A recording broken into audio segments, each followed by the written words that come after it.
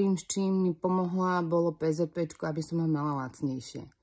Neskôr o rok alebo o rok a pol mi Monika spravila nemožné na to, aby som dosiahla vlastný byt a veľmi mi s tým pomohla. Následne na to mi začala spravovať všetky moje financie, kde som bola veľmi maximálne s ňou spokojná. Takže namiesto kamarátky, veľmi dobrej kamarátky, mám aj veľmi dobrú finančnú poradkyňu.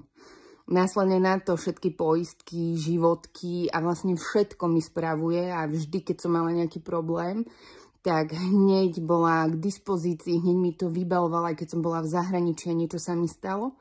No a najlepšie, že proste spravuje aj mojej rodine celej, môjmu malému a mojim kamarátkam, známym, proste vybavuje úvery. Veľmi, veľmi, veľmi odporúčam. Je to veľmi dobrý človek, veľmi cieľavedomý človek, ktorého mám zo srdca najradšej, lebo je aj moja veľmi dobrá kamarátka a takéhoto človeka len tak v dnešnom živote nevidieť. Takže Moni, ľúbim ťa a ďakujem za všetko.